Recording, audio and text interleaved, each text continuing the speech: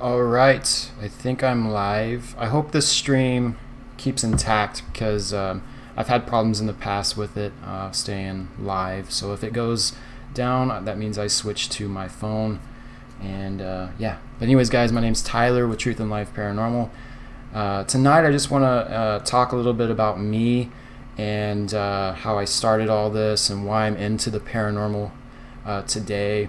So if anybody comes in and wants to ask questions live, I appreciate it, and I will answer your questions. And if you're watching this after the live, hello and welcome, guys. And if you're new, subscribe. In the description below, we got a full list of all my social media, my website, and everything to where you guys can keep up with what I'm doing. So let's see if we can get some people in here. Let me make sure the volume's all good because I have come on here before and started talking and there was no audio. So I don't want that again. So let me just go over to my mobile and test it here. Jimmy's John's is a sandwich. Sorry, guys. Hi, Helen. How are you doing? Glad you can join. I want to make sure this... Alright, it's working. Cool. Anyways, guys, I will get into this. I don't know how long this will go on for. I guess it just depends on how many people want to ask questions tonight. But anyways, my name's Tyler. I am the founder and lead investigator of Truth and Life Paranormal. And we got Matthew in here. He's another investigator of ours. So say hello to him. But anyways, again, my name's Tyler with Truth and Life Paranormal. I'm the founder and lead investigator of the team. And I started, this is kind of a long story how I got into the paranormal. It was when I was younger. If you guys don't know, I am 28, going on 29 this year. I know it doesn't look like it, but I was born in 92. And, growing up, I didn't experience anything paranormal in my house or anywhere near me.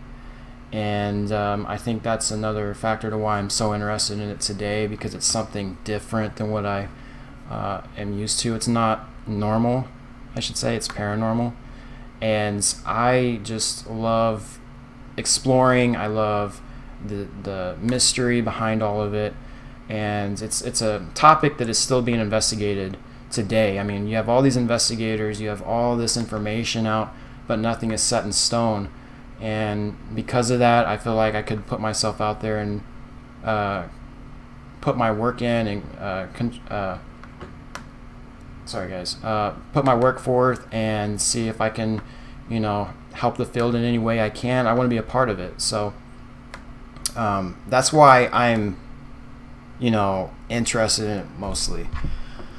But I can say when I was younger, I credit my sister for this. Getting me into the paranormal because she would always tell us stories of her and her friends going out to cemeteries and messing with Ouija boards and cards and all sorts of weird stuff. And she had some interesting stories of one time they were lighting a candle down in one of her friends' basements, and they were just setting the mood and everything and playing with the Ouija board. And she told a story of how her rabbit would be, her friend's rabbit, I should say, would start going crazy. Like something was coming into the room with them or something. And I don't know what happened exactly, but long story short, they ended up seeing some shadowy man just appear on her basement steps, just sitting there looking at him. And they freaked out and called for her mom to come downstairs and get him, or to save her, I guess, to save them. And as soon as that light came on, it was gone. Everything was back to normal. So it's stories like that got me interested in all the paranormal, mostly ghost spirits, that sort of topic. And I think you hear so many stories like this today, and my curiosity gets the best of me. And through all those stories, and even going out myself with them later on and exploring with her, see what they would do, Had my own experience seeing like this misty, clear white thing just come out of a cemetery gate, and there was 3 of us looking at this when it happened. As soon as it happened, we ran. And this was a time when I was getting into it, so I didn't know what I was getting myself into. It was one of those things where, it's so unknown that it scares you. So that I was in that, I was in that sort of mindset at the time. Guys, anytime it starts buffering or anything, let me know. If it lags, just let me know if you're in here. But anyways, again, guys, back to the story. Those things made me interested. And, at the time there were, paranormal shows on TV, but they weren't big. And around that time, still talking about it was kind of a no-no. And how old was I? I was in my early teens, mid-teens, somewhere around there when I started getting into all this. And I started going out exploring myself and investigating and start, getting equipment around 16 years old. So I went to a few places back in Missouri, Kansas, where I, grew up. And as a very young kid trying to get in all these places where all these adults could get into, I just wanted to get in. And I, probably wasn't taken very seriously at the time. So, I did have a YouTube channel back in those days, and if I kept with it, I'd probably be up there. And I'm getting a message saying it's not streaming smooth enough. So, if guys, let me know if it starts buffering. But like I said, guys, it was something just so out of the ordinary. I just wanted to get into it. So that's what basically got me interested in the paranormal. And I, throughout the years, had a YouTube channel, like I said. It didn't go anywhere because, I was, transitioning in life, trying to find out who I wanted to be, all that stuff. So I ended up deleting it. It was back in the YouTube days where I could just put any music on there and not get hit with a freaking, what do they call it? My brain went down. But anyways, I wouldn't get hit with any copyright claims. That's the word. And so I would just use it, and after a while I just deleted it. It was kind of just, very, very amateurish. So if I had that YouTube channel still up, I would probably, be, somewhere on YouTube right now, but what can you do? But anyways, guys, I created Truth and Life Paranormal. It was kind of a hard time for me to come up with a name. I was trying to find a name that would fit me, my beliefs and all that. And if you guys don't know, Truth and Life is actually, first and foremost, it was grabbed from a verse where Jesus says, "I'm the way, the truth, and the life. No one comes to the Father except through me." Okay. Alright, guys, hold on 1 second. I gotta plug in my charger.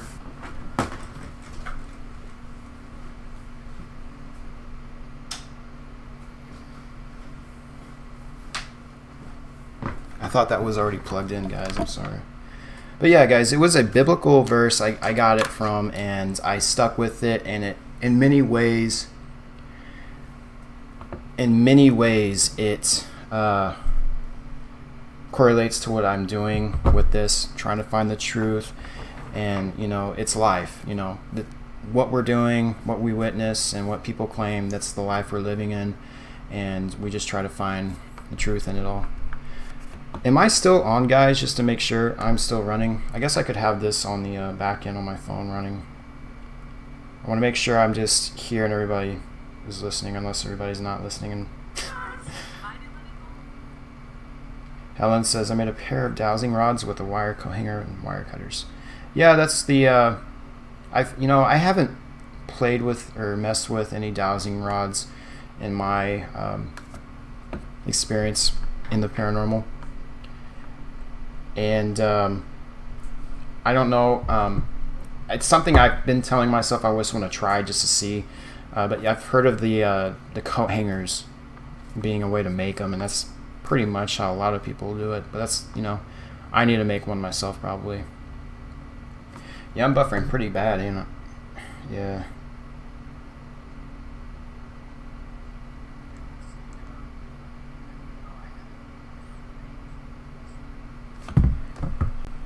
But yeah, guys, dowsing rods, that's something I want to try. Haven't tried it.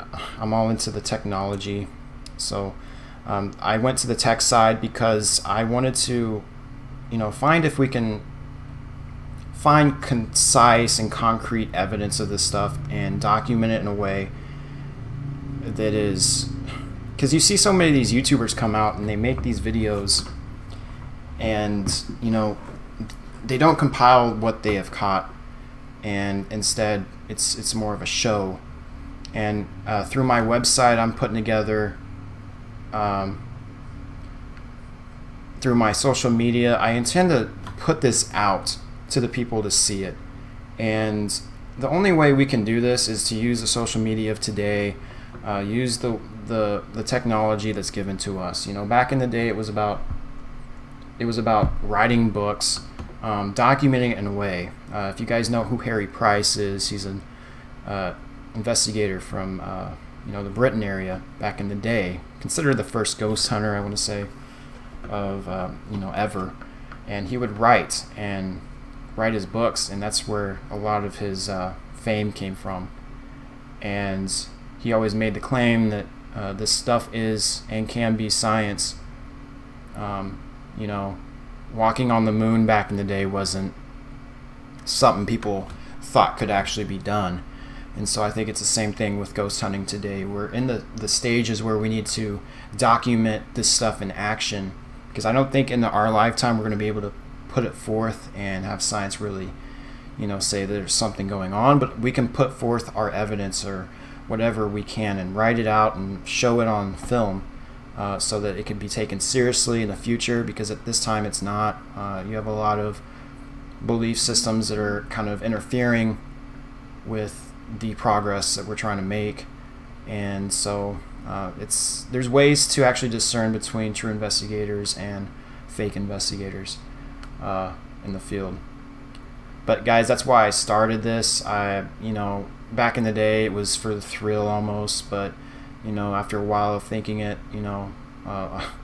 it's opened my mind from the things I've experienced investigating. But I put on this skeptic hat when I investigate, and I try to find the rational explanations to everything before I consider something paranormal. And I think that's the only way we can find the concise and concrete evidence, because if we don't do that, orbs are one of those things I'm not very keen of, because you can't take that orb and show it to somebody and say that's for sure a ghost. You can believe it is, and that's nice, but when it comes to investigating that picture, can we really say that's for sure a ghost? Hi, M City. It's been a while since I've seen or talked to you. But Helen first said we had a plumber out here using dowsing rods to find a sewer pipe. Yeah, those, I've heard of that too, and those things might be handy. I've got to try it. Like I said, I have never messed with it just because of the nature of it, but I'm always open to trying things out. That's why I'm in this field, to try it out and see what works and what doesn't and what I think of it. But M City asks, when you investigate, do you like research prior or go in blind? This is a good question, because I think a lot of people can look past this part. Going in blind could be smart, because you wouldn't have all these expectations when you go in, and you wouldn't know what you're getting into. I mean, imagine going into like the freaking some poltergeist house and you just don't even know where you're going. Stuff starts happening. That might put a more scare factor in me if something were like that to happen, but I don't like doing that, just because I like to associate history and what has happened as part of the investigation. So I like to go in with the research, knowing what's going on. I like to have all the witness accounts ahead of time, so I can say, all right, well, this guy has witnessed this guy, this girl has witnessed this, so on, because that's part of the investigation. I can't investigate unless I know what I'm walking into. It's just like an investigator at a crime scene. Like he has to know the backstory of what he's walking into to know what's the best practices to find the criminal or the killer. And so I like to go in there knowing where I need to maybe set my cameras, what I need to do with EVPs. And you guys got to understand, a lot of this is theory in nature. It's theory. We can't say that the EVPs we're catching are for sure spirits, because we don't know what a spirit is. We've never, contained it in like a box and said, all right, let's study the properties of it. You know what I'm saying? I'm not saying it's not there, because I have caught some weird stuff. But when we put forth those unexplainable and possible paranormal evidence, then in the future people can look back on this and be like, this is what people have caught. Is there a way we can debunk this, or actually try to research it ourselves? But since there's such a breakthrough in the paranormal field today, people are more accepted to it. Prior to like 10, 20 years ago, it was kind of a touchy subject you just did not get into. And today it's more acceptable. I think science is going to be making some sort of contribution to it in the future with the developing technology and all that. Hey David, welcome. I don't know if we've ever talked or not, but I appreciate you being here. What tool for investigation has been the most successful for evidence of something? I was just talking about EVPs there. I think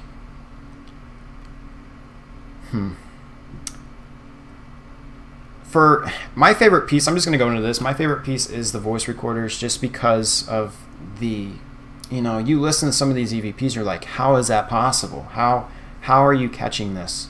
Like, is this some sort of walkie-talkie interference or radio interference? And, there's theories out there like that. And, I want to say, if you want to find the most successful evidence, you just got to go old school. Get your camera out and record that. Try to get that full body apparition. Because if you can catch something like that, you'll have people saying it's fake, it's not real. But, deep down, this is why you need to make it a life thing if you're in the paranormal, is to, put out your evidence and put out your work so people can see how consistent you are, so you can be respected. So you want that camera. That camera is going to be your biggest one. I'm telling you, when you catch weird stuff like that, that is going to be the opening of the most successful paranormal something you get, if you know what I mean. So get those cameras, put those out there. Those are going to be the most important. And there's a lot of equipment out there. A lot of it, like the K2 meters and EMF meters in general. When we have those going off, I don't see that as evidence to say, but because we don't know exactly for sure what is setting that off at the time. We have seen some weird EMF hits. Don't get me wrong, and they're unexplained.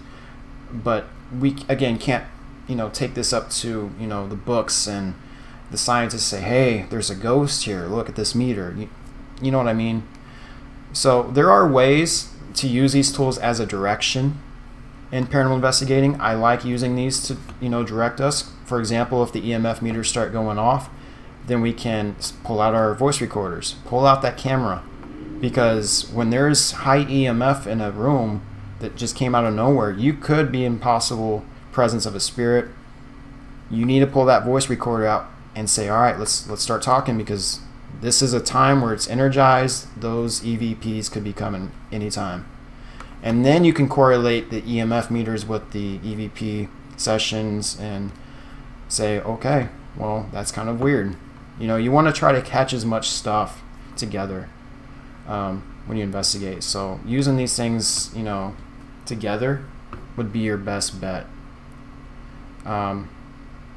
But guys, this has been a hobby of mine for some years now. Like I said, I'm 28, going on 29. I've been doing this since I was a teenager, researching a lot of this and learning about it from teams of old and teams I used to live around. I'd learn from them. Again, I learned some from I think Chris Halton Haunted Earth TV is still on YouTube. I used to watch him back in those days too, about 10 years ago or something. And then there used to be the Hawaiian Island Paranormal Investigators. I don't think they're on YouTube anymore. But when you used to go on YouTube, you'd see all these, when you type in ghost hunting back in the day, or ghosts, you'd just get all these, fake videos of like, the Exorcist girl jumping at you, or the car one, or the pantry ghost. If you guys know what I'm talking about, if you guys have, seen that stuff. There wasn't very much on YouTube about 12 years ago at all. Helen says, sometimes you don't know why or how something works, you just know it works. That's right, Helen. And there's a lot of, I should say, scientists and people in that field that say, well, unless we can get this into a lab setting, it's going to be hard to ever prove. And that's why they don't, look into it. But some things you can't put in a lab. Like, you can't put space in a lab. Like, yeah, you can have astronauts train, as if they're in space, but you can't bring all that matter and all that different properties in space into Earth and say this is exactly like out there, because there's so much out there we might not even know that's out there. And so it's the same thing with ghost hunting. We can't just put it all in a lab. Some things need to be explored outside, and this is just one of those. The nature of it's just one of those things, guys. And so there's a lot of crap in the paranormal field with how our methodology is, how we approach it. And unless you really read into what you're doing or how to do it, a lot of this stuff on TV does go over a lot of the theories. I mean, like Ghost Adventures and Ghost Hunters, they actually learn from people before them, and there's actually documentaries out there of people using some sort of EMF meter back in the day, or audio recorders. Heck, I forget what year the audio, like an EVP, was caught by this guy. He was bird watching back in the day, and he started catching voices of what he said was his mom or something when he was bird watching, and somehow he got into all this. So this goes way back. I like learning of the history of ghost hunting, paranormal investigating, because it actually puts everything in perspective compared to what we see today on TV. Now, like Ghost Adventures and stuff, they're cool to watch. I'll say that, but they don't get the chance to explain themselves, or put everything that they may want to put out there, and they're probably limited by producers, so we don't get that full realness of it, I should say. So would I suggest go in to watch Ghost Adventures for real stuff? I can't say that they may be real, but there's a lot of claims they're not. I did read some time ago that Aaron from Ghost Adventures came out saying that they actually had to do theatrics and make it more dramatic when they experience something. So I can't tell you guys to look up to them, but again, I don't know. I just would never recommend going to someone like Ghost Adventures for advice, although they do give a lot of good advice, I would say that, but I wouldn't say go to them for the evidence side of it all, just because you don't know. If you guys have any more questions, go ahead and ask. I'll answer them as I go. But guys, I enjoy doing this. This takes a lot of money to do it too.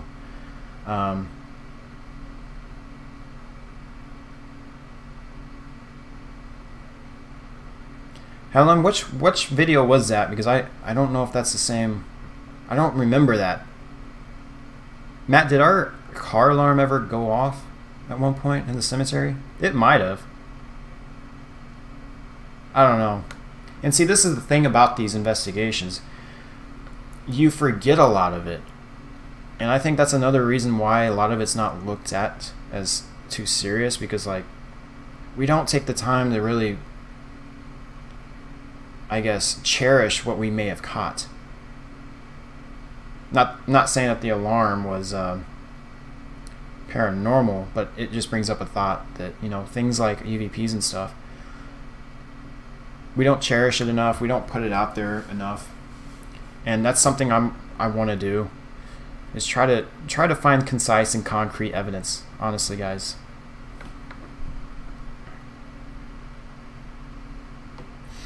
But hold on one second here.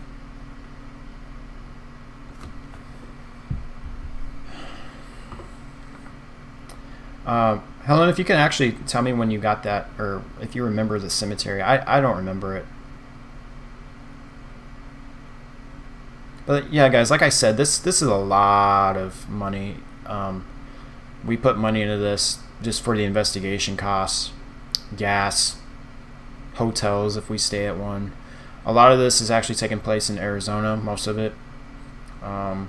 Food, because you got to eat out there when you travel. What else? Oh, tires. Chris is still on YouTube? Okay, cool. Yeah, I used to watch Chris Halton's Haunted Earth TV. That was a good. He was very he had a lot of information and history he would go over. He was one of the earliest guys I would watch. Yeah, there's a lot, like Matt said, we don't share or we don't get to show you guys. But in the sense of sharing, I mean just the evidence. Like, for example, at the freaking what is it? The Phelps Dodge Hospital, where I'm writing a blog right now. By the way, guys, I'm just gonna go over this real quick. In the description below, I have my website. It's just a WordPress site right now because that takes money to pay for too. But that's where I'm gonna have a list of all my EVPs one day. I am actually writing in-depth blogs, not blogs I should say, but in-depth analysis on my investigations of what happened that night, so you guys can get a better understanding.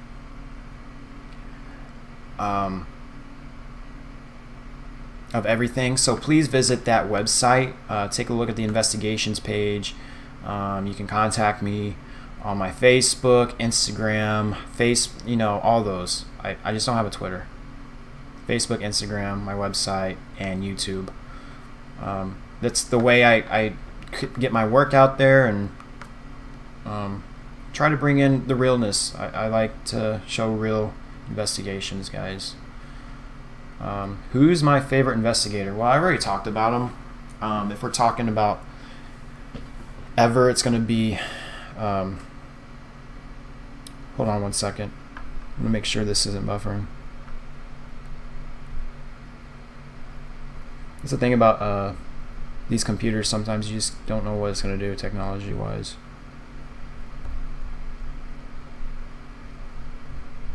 Okay. Anyways, my favorite investigator is going to be Harry Price.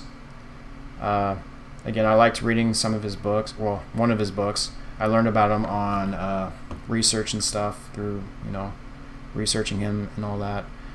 He was the first ghost hunter back in the day. He would use old tools to investigate because they didn't have like computers or recorders or cameras. They had just like the the old photography cameras, but they couldn't record or anything, so all they had was writing back in those days.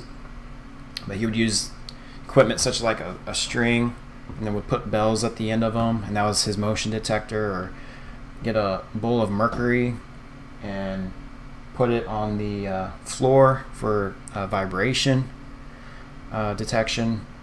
So he was a very he shaped the ghost hunting field, and a lot of people don't even know who he is, which is kind of funny. So Harry Price, he's a guy I would like to learn more about.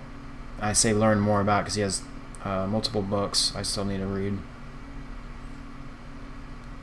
But he did get a lot of heat back in the day too, because he was considered what Ghost Adventures is today, except through riding.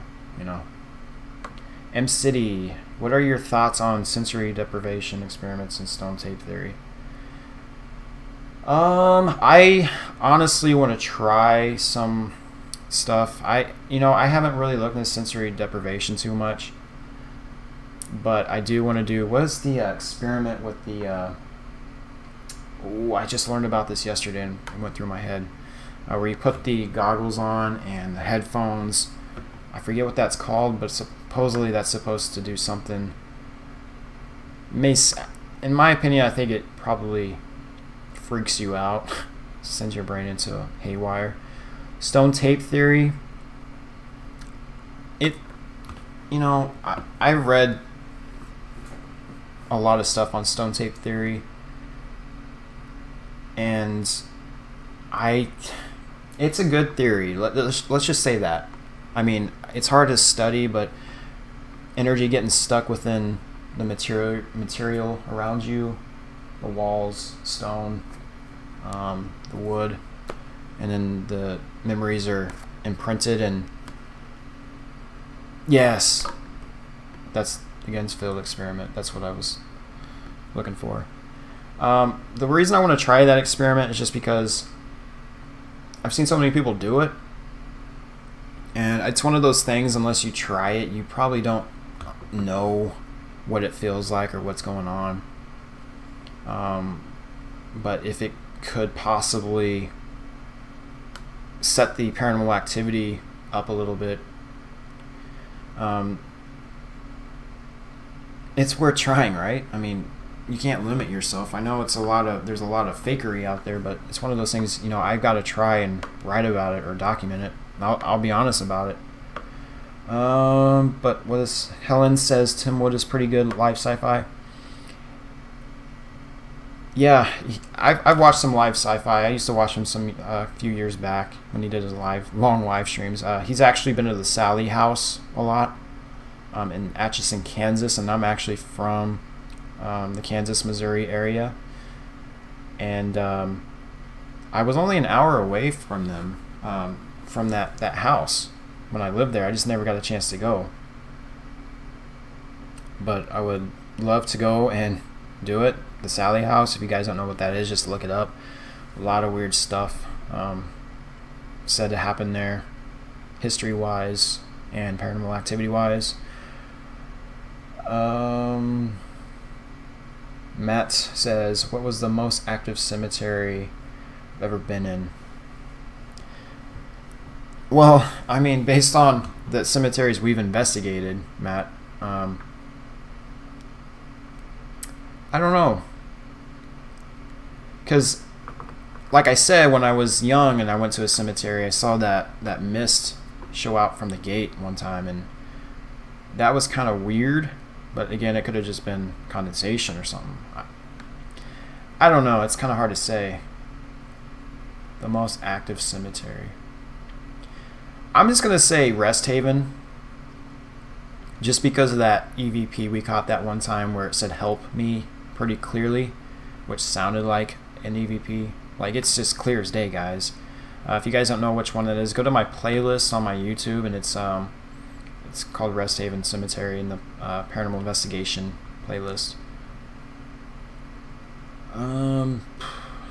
But again, guys, I should clear this out while we're on the subject here. Matt here is actually part of the team still. He was going through some personal issues, which we won't get into, but he is still part of this. So say hi to Matt, guys. Hopefully we can have him around for a while and continue this journey, I guess, because we need people who are going to stick to it and learn, and Matt's one of those guys. So hopefully he can, stick to it. I hope he can. But yeah, guys.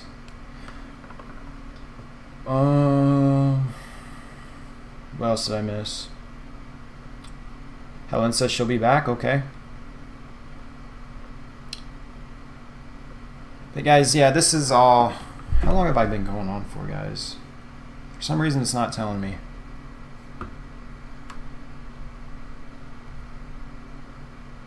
Oh, there it is. 34 minutes. So guys, I'm going to ask you though, anybody watching, if there was something, because I want to ask the viewers, because you guys are actually the ones I'm presenting this to, and I can learn from you guys as well. If there is one thing that we can do to possibly catch paranormal activity in a better way, or any tricks, what would you suggest? Because I'm just going to say this, there are no experts in the paranormal field. I don't care what anybody says. This field is still going on. Anybody can create a team and anybody can go investigate. There is no credentials really, besides, your tenure in doing it. So I don't get ahead of myself and say I know all this stuff just because I've been researching it since I was a teenager. I still learn from people. I've learned from many people, and that's why I'm at where I'm at now with my thought process. Skeptics are the best people to learn from. If you ever talk to a skeptic, which I bet you guys have all talked to a skeptic, they keep you in line, and you can use some of that in your own investigations, those thought processes. So if you guys have any way of possibly catching paranormal activity better, or have suggestions of some sort, just let me know. Yeah. So anyways, guys, I just want to, I have a thought here. We are going to investigate the old Gia jail in Globe, Arizona. On the I'm not gonna tell the date because I'll tell you why. Next month sometime is all I'm going to say. I'm not going to give the date out. And the reason I don't give the dates, guys, is because you don't know who you're talking to. I'm not saying I don't trust you guys, but some of you, I don't know, and I know people watch this after. You don't know where they live. They can show up and mess with you. And all those, weird stuff. They could hurt you, etc. So I don't give the dates out until either the day of or... Yeah, and Matt's making a good point here. When I started live streaming, I didn't realize when you have the K2 meters on and you're live streaming, that phone is emitting so much EMF, just due to the nature of the technology. It's using the LTE and all that around us to stream, so it's picking up all that. The K2 meters will go crazy with the live streams. And I'm telling you, when you're recording and you're literally, you can be far away from like right here, that thing's still red. So when you get closer and come back, like I get skeptical when I use the K2 meter. And because I'm just going to tell you guys, the K2 meters are more sensitive than any meter out there. It picks up more frequencies than some of these. I want to get my hands on the tri-field meter because I hear those are the best. And again, people have their opinions and what they say, but until you try it, you don't know. So I try to give the best analysis on everything I can. So Matt's right. Be careful if you guys ever use K2 meters. And I'm just going to tell you guys this. I don't encourage you guys to go out and ghost hunt. I don't encourage you guys to go paranormal investigating because I believe messing with it isn't, smart because one, people do it for the thrill. You don't know what you can get yourself into. Secondly, we have so many teams that come in and out. For example, people, I don't know, I want to say 1 to 2 years a lot of these teams last that want to do it, but they realize there's a lot of money into it. And then there's hours and hours and hours and hours of review. And then you have to, for my instance, I have to put together videos in a concise way. And that takes forever. So this is something I enjoy doing. And hopefully I can make it a thing for a while. There's a lot of places here in Arizona. I want to travel outside the state, go to the good places. that's just going to take some time, money, all that, unfortunately. So anyways, guys, I want to just get into a little more personal details about me. I am actually in school and studying for the IT field, information technology, which is working with computers, security, hardware, and all that. So that's where I'm heading in life. I want to work with technology. I mean, why not? I work with a lot of technology already doing this. It's going to be a career field that's going to make it's going to be a big field in the future, and it is right now. So that's what I'm doing as my job. And I hope to make some money from there to go do these investigations, to bring more research out, real research, for everybody to see. So that's what I plan on doing with it all. It's a hobby, and it some days it feels like work. I'm not gonna lie. I love doing it. It just feels like work sometimes. Helen says she likes the Haunted Finders from the UK. I might have saw some of their stuff.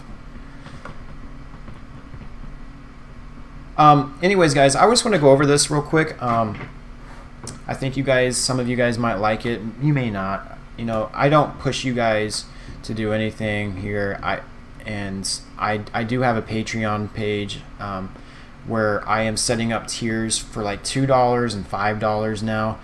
I've lowered it to be more friendly, especially during a time with COVID where people can't, just be getting money sent out to useless things like me. So $2 and $5, I put 2 tiers.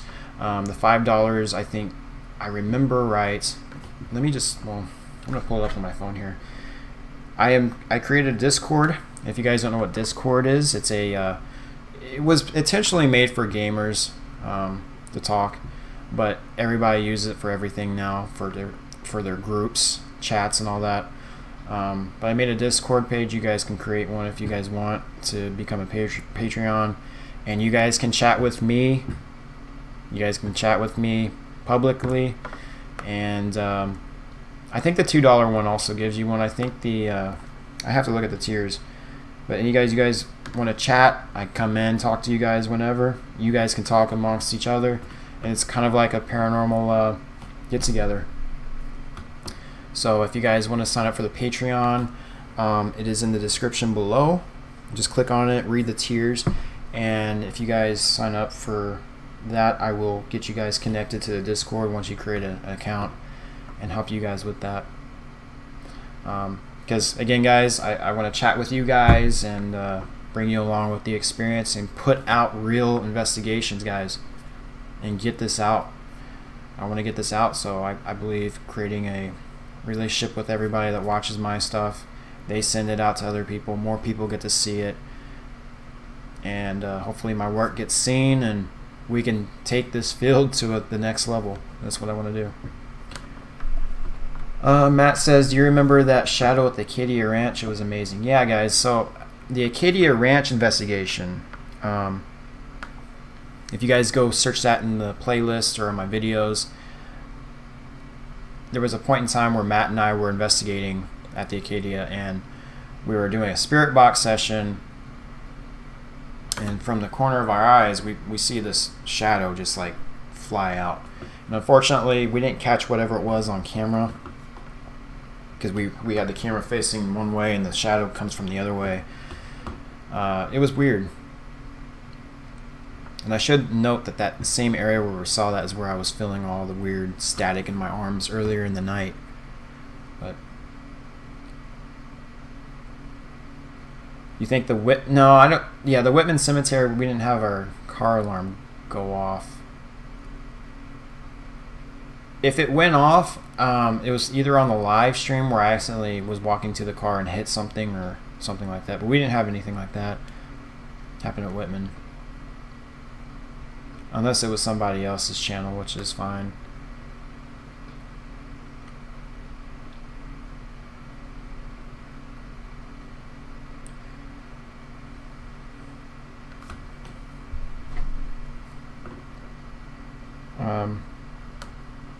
What else, guys?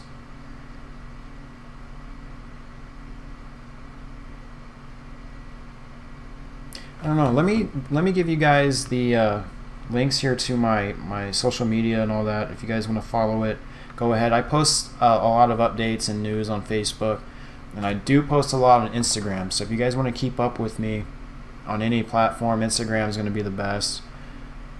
And if you guys need to contact me through Facebook or my email, which is on my website.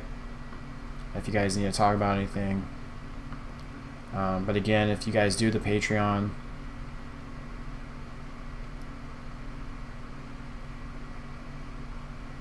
you guys get the Discord server to chat with me. Matt says, I think it was, Wickenburg, we had a motion light that kept coming on by the car. I don't know if that's what you're talking about, Helen.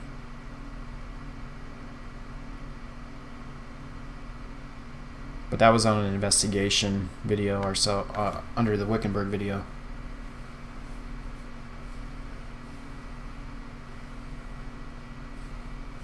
Okay, yeah. That was at Wickenburg Cemetery, and to this day, I still don't know exactly what was setting that off.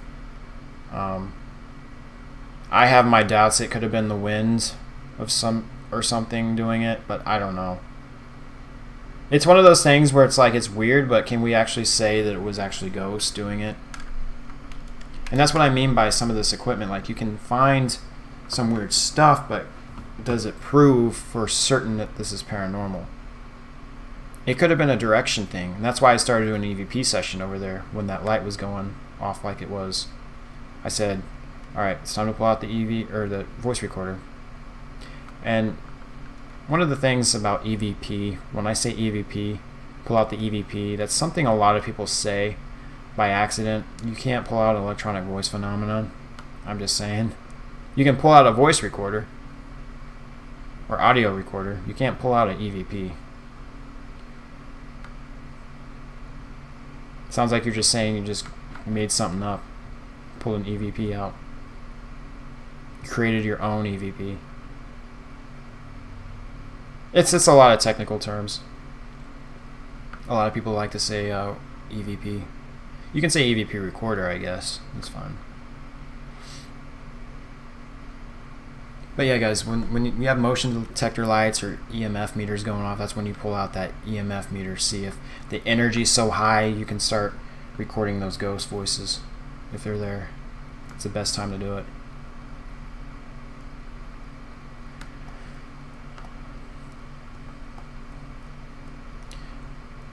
Did any of you guys have a favorite video that I've put out? And I'm asking based on how I present, because I'm trying to find a way to present my videos that can entertain people, but at the same time keep everything in line with our, morals with this. Because unfortunately with YouTube, everybody wants to be entertained. So I've heard so many times the attention span of people, it's getting worse throughout the years. So people can't watch something for too long unless you're one of those people who can, like me, who can just sit there and watch a full investigation on YouTube and be wowed by it. But yeah, the attention span of people, apparently it's getting worse. So some people like to see flash and change here and change that.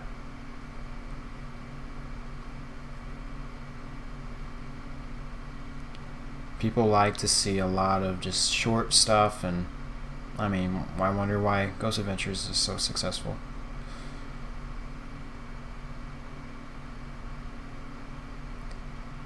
Matt says, I think the Acadia Ranch is more haunted. It is poltergeist. Yeah, you say it's poltergeist. Yeah, when Matt, when we went to the Acadia, I didn't expect it to be as, a lot of this, in the film in the background where I opened my mouth up and I heard that what sounded like a shoe skidding across the floor. I didn't expect that kind of stuff in there. It kind of threw me off, I'm not gonna lie.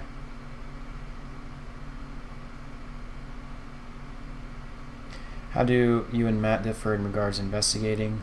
Have you encountered anything that left you with unsettled to the point you wouldn't go back? Sorry guys, I gotta sneeze here. I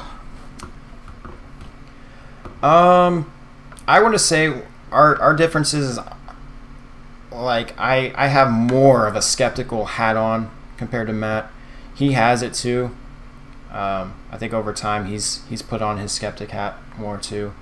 But with that being said, it can set us, you have this one person and this one person. You don't have one person so skeptical that, you're being ridiculous with it, and then you have that guy on the left that's, a little more believing, and you guys kind of balance the act, or the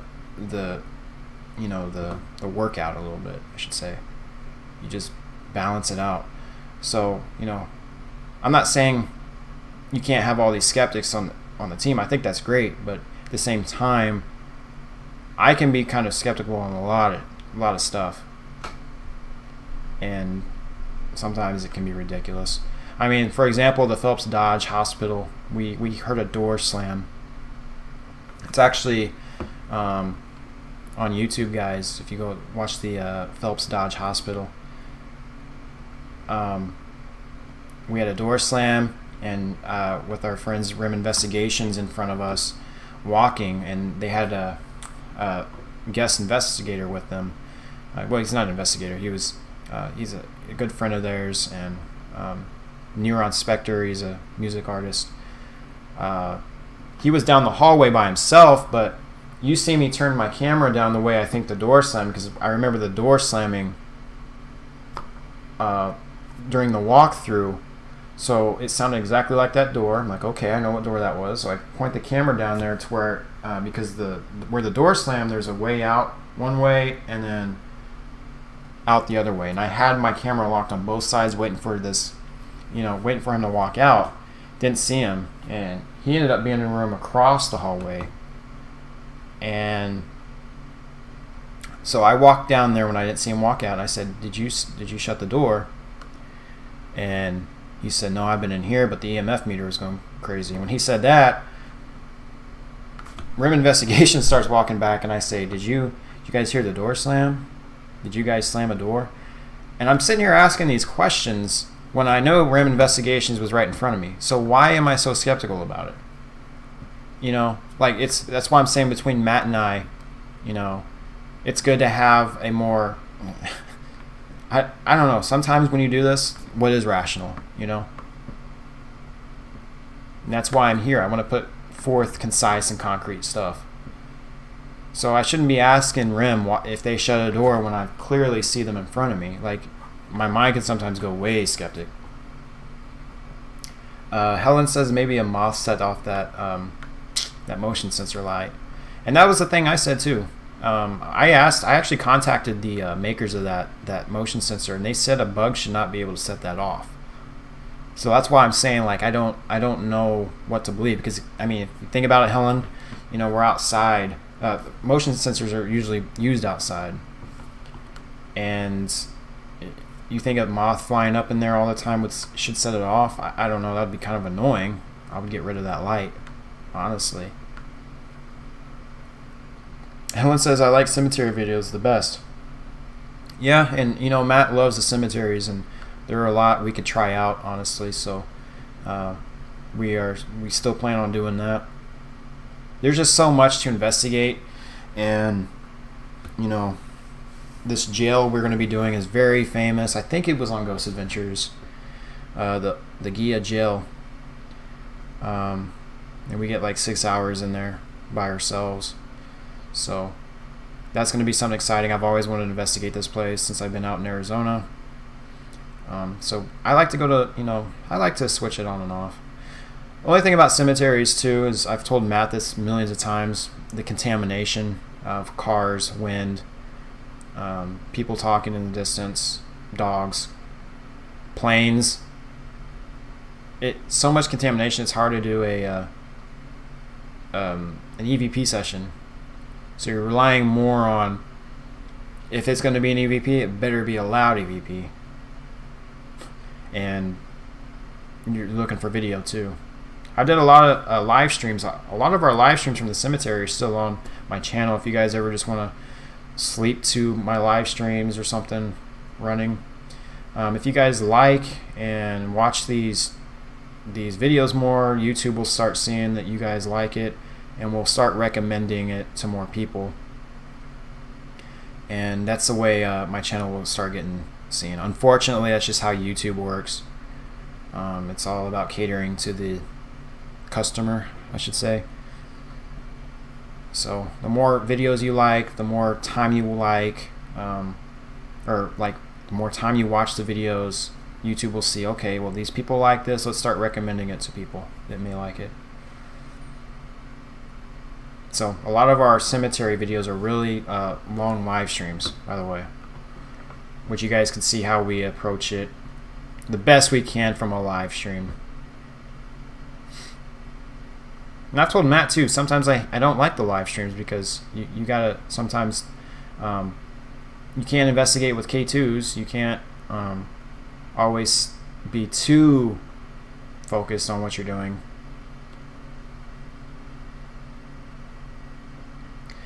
Yeah, so anyways, guys, Matt brings up a point here. He says, tell them how you met me or I met you. So me and Matt, we met by accident when I was investigating a cemetery by myself on live stream.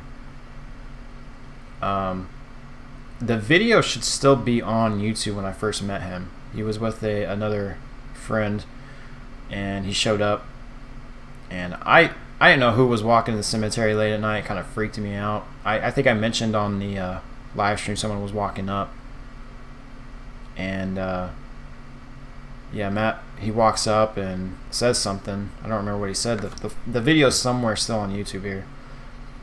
And ever since then we talked, and basically that's where we're at now. He said, I do remember him saying he was trying to look for somebody to investigate with, because it's hard to find people to investigate with. You got to make sure everybody, when you guys investigate, you got to make sure everybody fits in with your morals and what you're trying to do. And sometimes you get people who are very, they come off too believing in some of these investigations.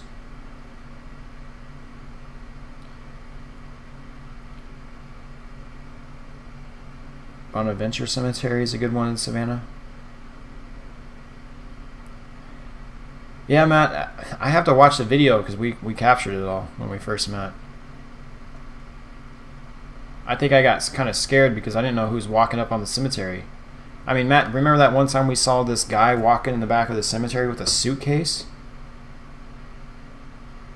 What was that?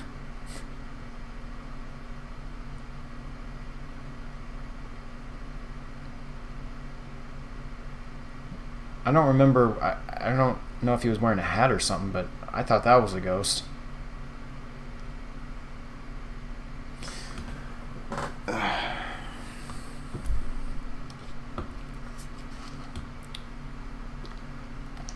So anyways, guys, I want to go back to a time about 3 years ago, at a time where I was going through some stuff, because you guys, M-City's been, Helen, I don't know when the first time it was I met you in here, but if you guys, M-City does remember at a time where I was live streaming all the time, and at one point I had to move.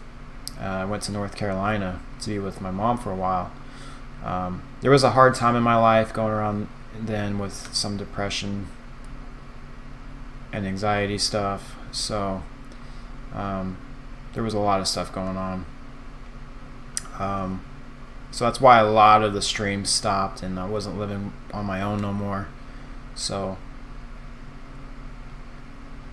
that kind of got in the way of everything with what I was doing on here. So I'm trying to get back all into it, and I'm not going nowhere. I'm not leaving investigating. I'm gonna be here for the long haul.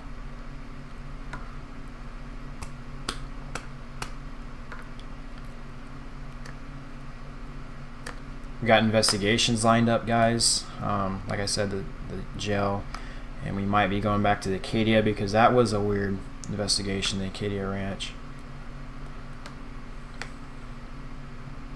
Thing is, with the Acadia, we can get in there for many, many hours, which is nice. And that's the thing about investigations at some of these places, guys. Like, they only allow you like 3 hours sometimes. Like the Whaley House, for example, they don't allow you to be in there for too long. And although there was some weird stuff at the Whaley House in that short amount of time, but what I'm saying is, if we can get a long time in these cemeteries or other places, we have a better chance of catching paranormal activity. That's one of the things a lot of these owners don't understand. Some of them do, which I'm very thankful for.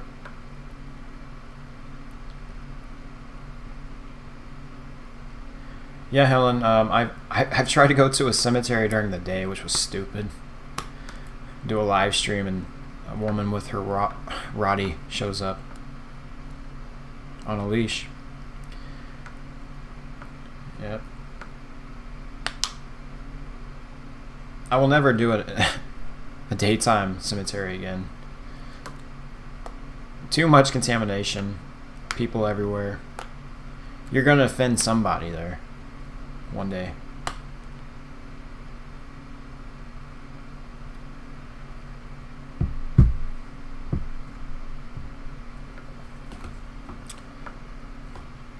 But I don't know, I covered a lot today, guys. Let me get these links sent out like I keep saying, because I want you guys to like and follow, and I want you all to be there. I think I only have 5 viewers in here right now, but I want you guys to be there, follow me, talk to me, and whatnot.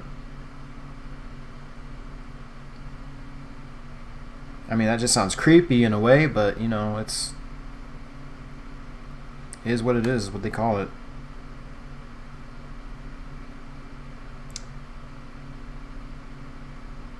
So let me just get these pulled up here.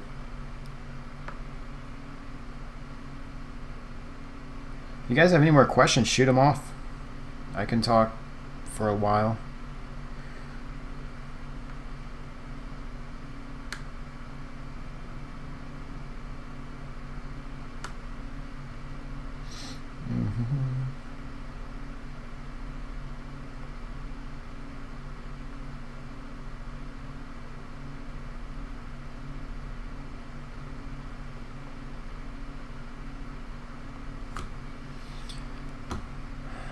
Sorry guys, I'm just trying to get these things copied here.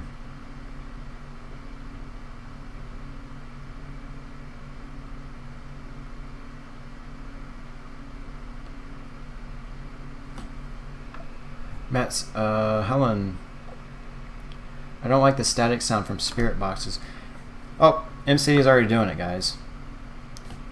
You may have to, I don't know if the full, let's see if they work. Yeah, MCity is already doing it for me, guys. Never mind. It's hard to do it on the phone where you don't want to move too much on your computer that's slow. Thank you so much, MCity, for that. There's also a Patreon somewhere in there. Anyways, let's get back to the questions. I don't like the static sound from spirit boxes. A lot of people don't. They say... I mean, I could see why it's annoying. I mean, you don't want to listen to static. It's annoying. It's one of those things where you have to work with it, and I'm going to turn this light up on here real quick. It's a little dark in here. It's one of those things you have to just dig into and become accustomed to the sound. Some people don't like the spirit boxes, and it's all experiments anyways, guys. So I never say for sure all these replies are paranormal, because it is a radio. I mean, if you're being honest.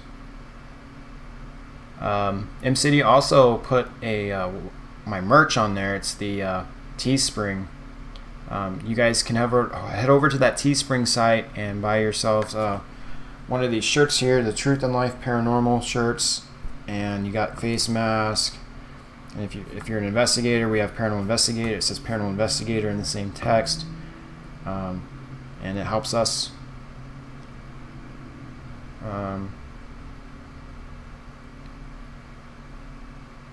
Make sure to follow all those.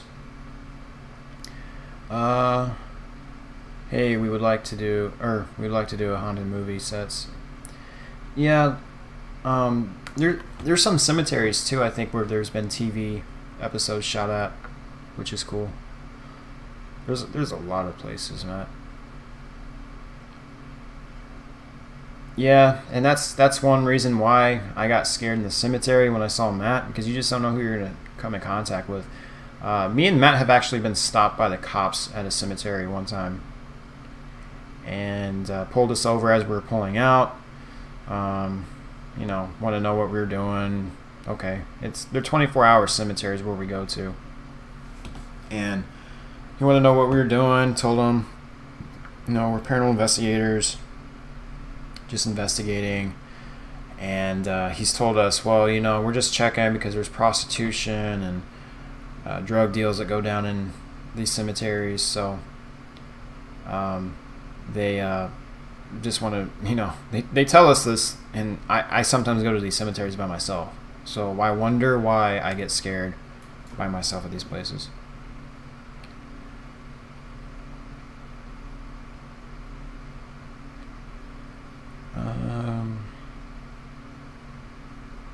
Matt says I like yeah, we got a coffee cup too, guys.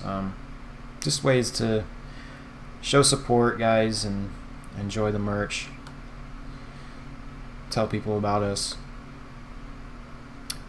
I've said this before in the past. I wish there were universities that funded this stuff, especially here in America. But like in the UK and stuff, they get they have schools for this, where they fund some people to go do this stuff.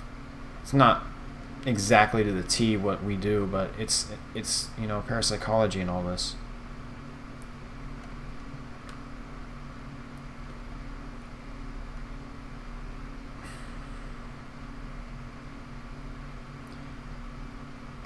Yeah, Skinwalkers. That's I think the Skinwalker Ranch is actually in Nevada. Am I right? Which is just north of me. I think M City is the one that's mentioned. The haunted side is actually in Nevada too. I've told some people have asked me, besides M City, if we'd ever collab with the haunted side, and it's one of those things I don't know yet. You got to be really careful in the field sometimes with who you collab with, because they'll come back on you. But there's a lot of Skinwalker stories for sure. You're not scared when I'm there? Well, I like to have somebody there, so I guess not. If I'm just saying, if I'm alone, I'm with all this stuff on me, I'm done. There goes everything I had. So besides the ghost part, I'm putting myself on the line.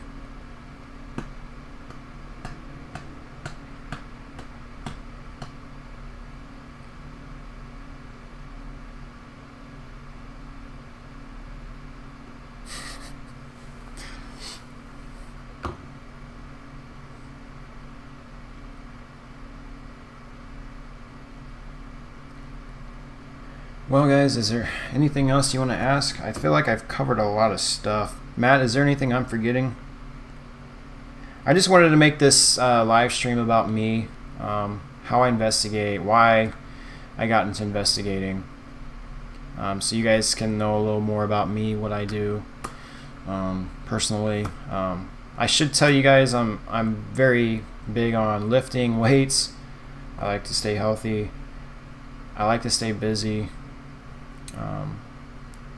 I wish I could have the opportunity to be more busy with this stuff because it's so fun, and it's just time consuming, and I gotta get paid to do it, so I have to go out and work.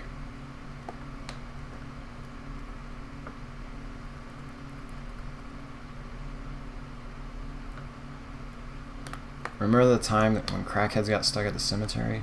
I don't think so, Matt.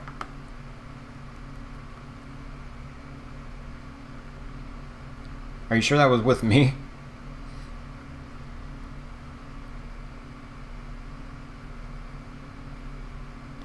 But yeah, guys, I like working out, like staying busy, like ghost hunting. So I have like no choice but be career focused right now to get this going.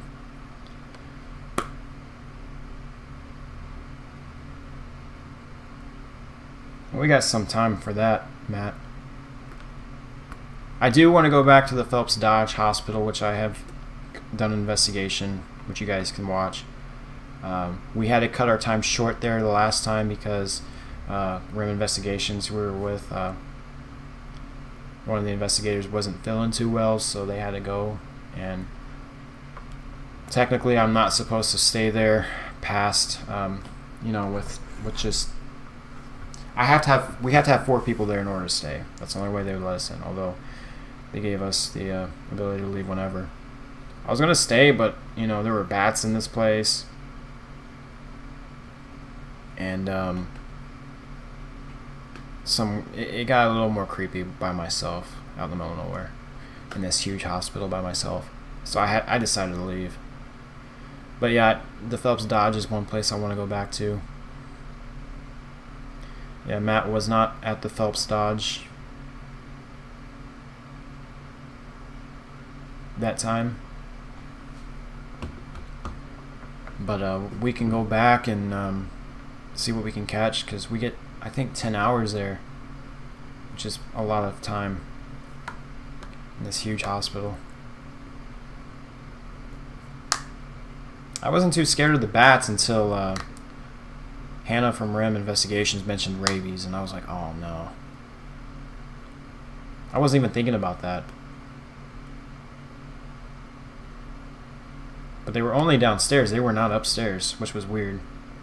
I guess they just couldn't find the stairway.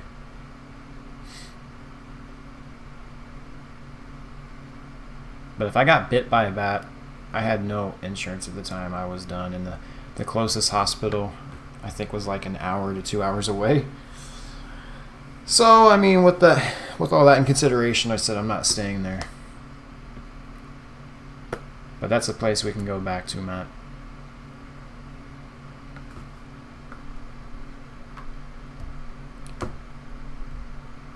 Has anyone heard of the Better See Poltergeist in England? Check out the podcast on BB Sounds.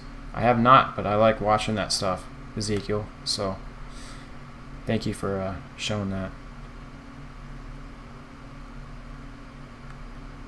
I like learning. History is one of the biggest things for me, and I loved history growing up, and I think that's why I'm so interested in the paranormal investigating part of it, because a lot of it has to deal with history.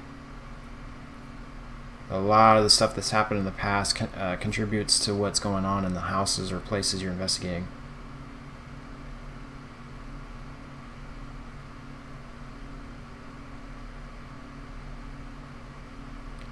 Thank you, M City. I appreciate that. Yeah, I think if more people were more like their mindset was on the debunking side, we can find them. And the reason I'm like this is so we can find more concise and concrete evidence. Because, yeah, orbs might be something, but we can't bring that forth and say for sure. Like, if we were presenting this case in front of a judge, like, can we make that claim? So, but thank you for that. I appreciate it. And it's always good to question. I mean, that's why I'm in it. This is all questionable. Everything we're doing is theory. And I have my ways, like I said, catching the holy grail of paranormal activity is the goal, is full body apparition.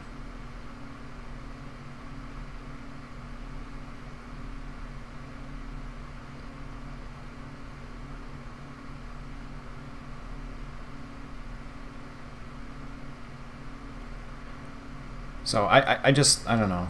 I love doing this, and a lot of people don't like doing this because they find out that it's not as, I guess, dramatic compared to what we see on TV, and they get scared away because it's boring to them. I guess the boring aspect of it scares them more than the ghost, because it's a lot of time just be sitting in a room talking in the air.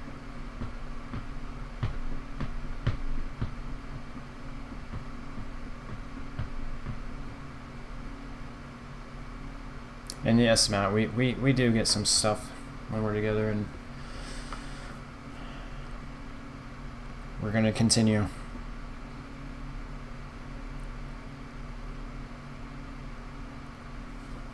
But yeah, guys,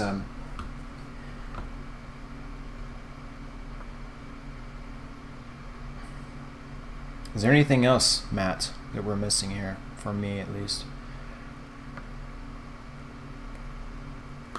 Oh yeah, Matt, there's a difference. I think ghost tours are good for the people who just want to get, a story in a possible rush.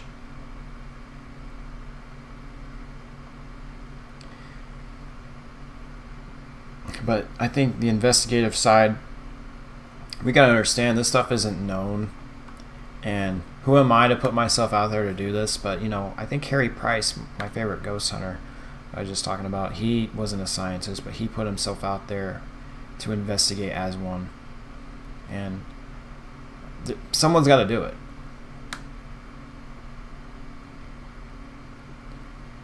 MCD says, I'd love to see the incorporation of CSI tactics such as measurements, camera angles, eliminating the knowns in history. But it 100% take time, energy, and funding. Oh yeah. See, here's the thing. For example, let's just take it for an example.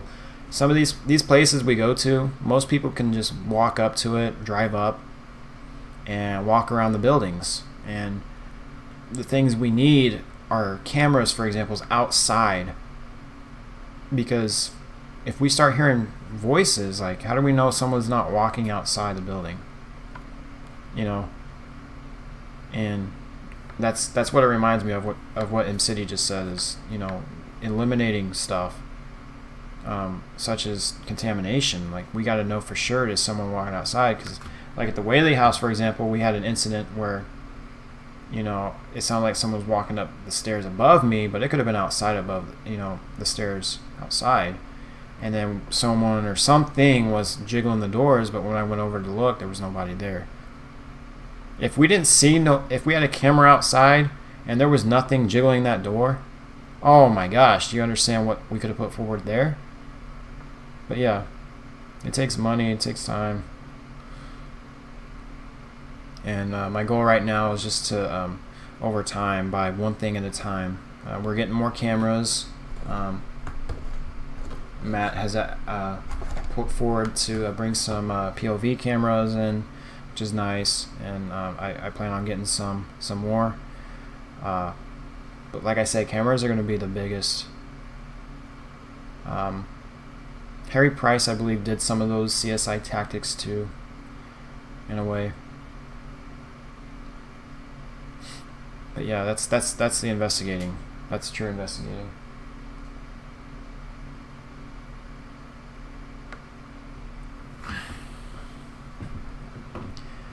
Yeah, it would have been amazing.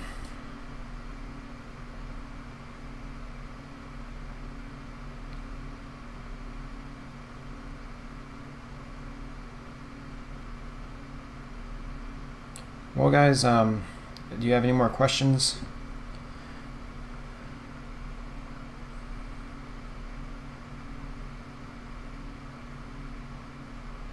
Yeah, Matt also has the Boo Buddy part of the team also.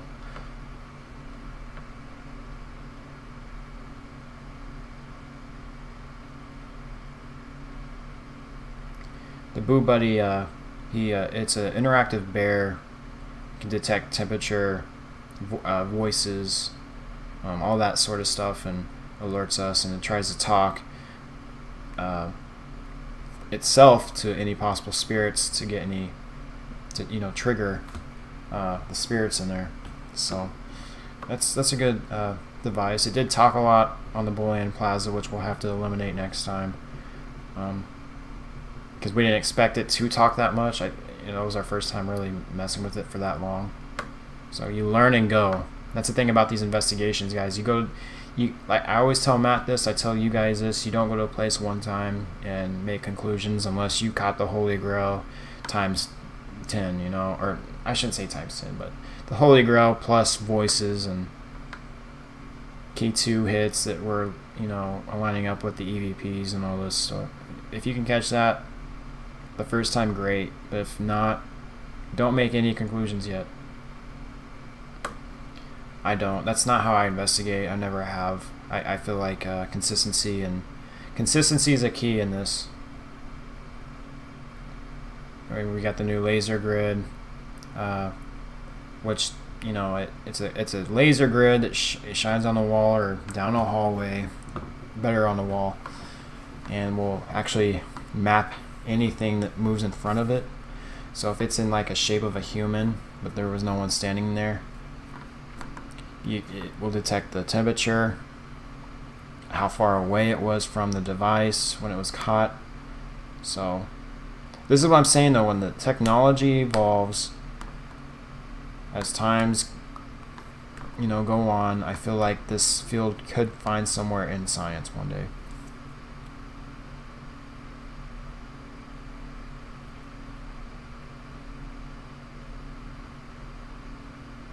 Yeah, like Matt said, equipment costs so much money. I mean, we've already spent so much money on the equipment and the locations, compared to what we've actually gotten through the donation. So we've put money in it ourselves too, from our own pockets. So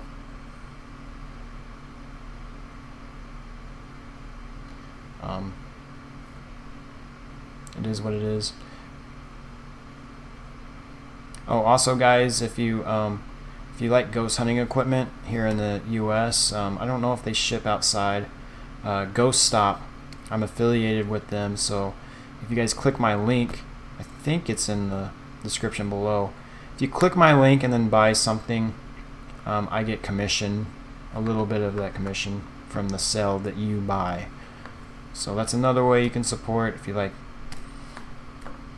ghost hunting equipment, you like t-shirts, or if you just want to donate, Patreon, PayPal, etc. There's many ways to support. I think the biggest cost is going to be tires, honestly. I got to get some new tires coming up. Like $500 for new tires.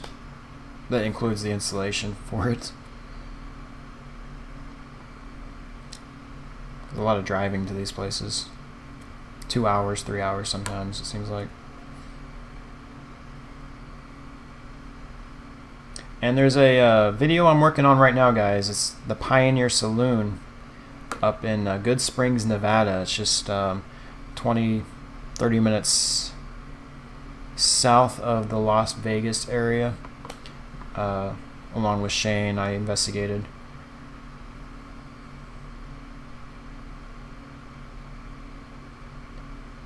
I think Helen's talking about the yeah, that's the SLS camera, the one that does the stick figures. The laser grid is it's from Ghost Stop itself, called the GS2 laser grid. It's more of an interactive device. Tells you the temperature. Doesn't show the stick figure. It maps out in little dots on a little like screen. It's the SLS camera.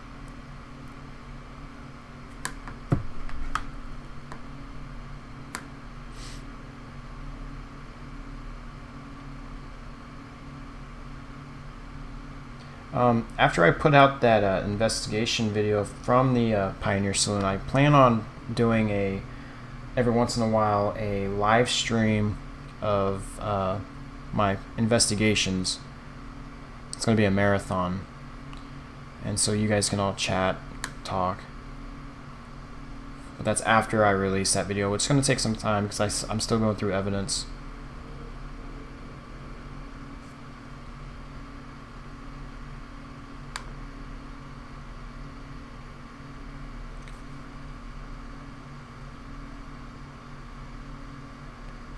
Yeah, man, I'm ready for the next investigation. Just gotta wait now. Unless we decide to go somewhere sooner. Like the ranch.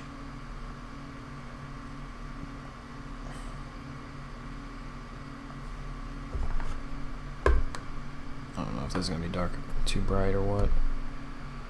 It's not too bright.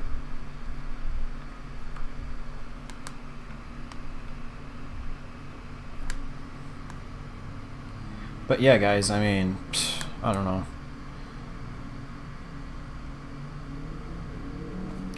Yeah, I think the super chat is activated. It's at the bottom and by the little emoji sign. And I will say though, when you donate through super chat, it goes towards the AdSense, I think. And PayPal's also set up, guys. It's in the description below, along with my Patreon. If you want to, again, if you sign up for the Patreon, you get to set up a Discord chat with me, and you get to chat all you want. It's all in the description below, PayPal, etc.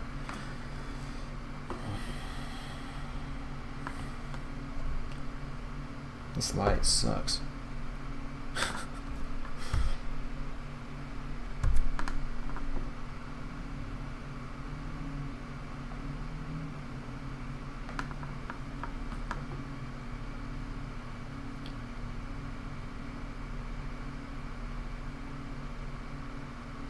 Yeah, the Henry Wickenburg grave's another one we could do. There's so much.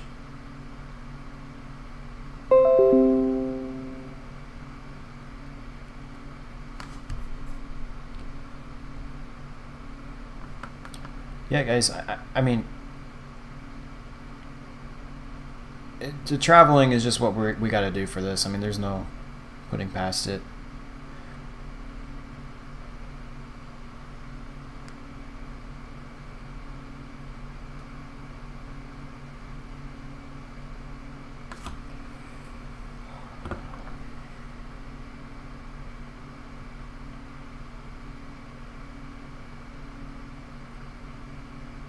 I've been streaming for 1 hour and 27 minutes.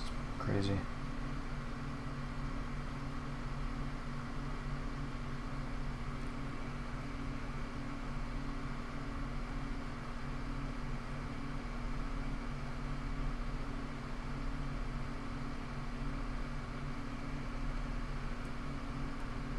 Well, I think we've covered everything. I don't know.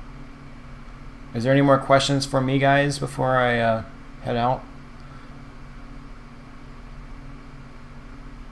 on this issue of me?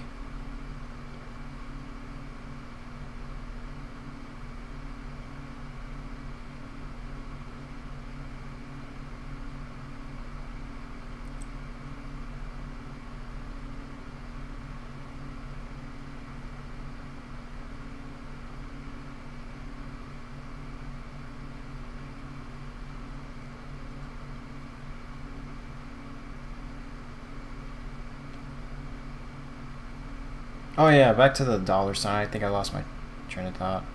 If you do super chat donations, it goes towards YouTube. A lot of the donations, I forget what the percentage, but some of the percentage goes to YouTube, and we don't get that money right away. It goes to our AdSense accounts, I believe. I hope. Which over time, I can't even cash it out till it hits the 100 threshold. That's just the way Google AdSense does it, I guess.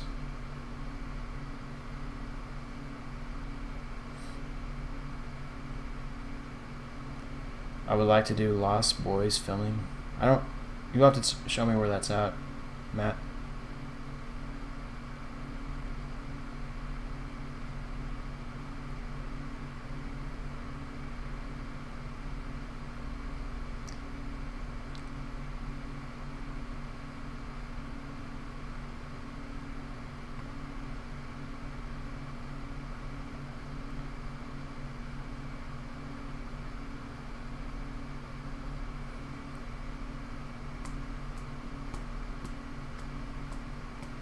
Yeah, Helen, I meant for the super chat donations. I think we're behind on the chat and the video on your end, so a lot of things are getting talked about slowly. Sorry about that.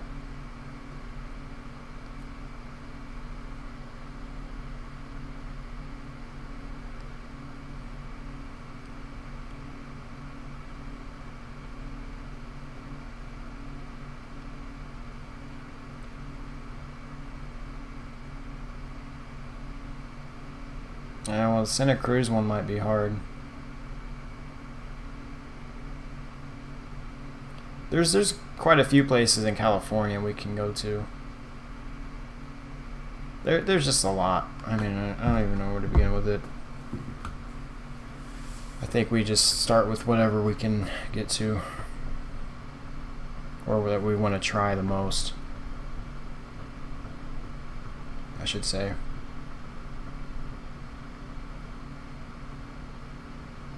Do you guys have any questions about me in particularly, or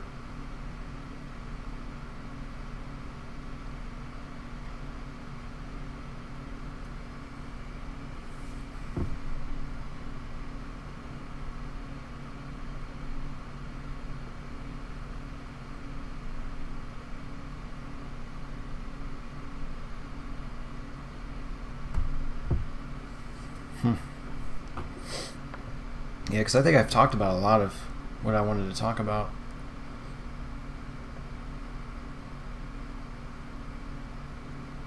Can't think of anything else. I think the biggest site I guys want you to follow is my website, my personal website, the WordPress website in the description. That's where I update a lot for blogs and the in-depth review of my investigations, where I write it all out. I put pictures on it, and I make it more detailed compared to what I can do on YouTube just through a video. And Instagram. I update a lot on there, so just follow us on Instagram too.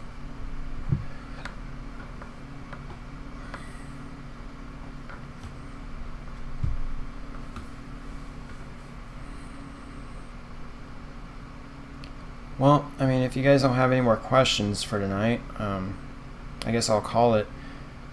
But I want to thank you guys for being here. We got a lot coming up, so be there. And I'm not going anywhere, so Matt says he's back for good. Yeah, we also got to get pictures done and stuff for us, for the team. Which costs money too, probably. Yeah, if you guys don't have any more questions, I'm going to head out of here. I want to thank you guys for being here. Appreciate you supporting us in that way. That means more than anything, being here and watching us, and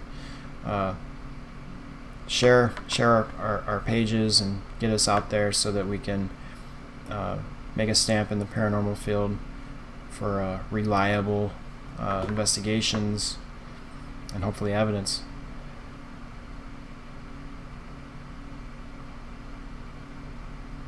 But anyways, guys, I'm gonna go now. I've been going for an hour and 34 minutes, so I will maybe make this a thing where we can just have some talks, and maybe a live stream after we do our premieres for our investigations. We can talk about the investigations right after. I think that'd be a good idea, Matt. And I don't know. I can keep thinking all day and night. So I will see you guys later. Thank you again. I appreciate it. Okay, guys. See you next time, I guess. Bye, guys.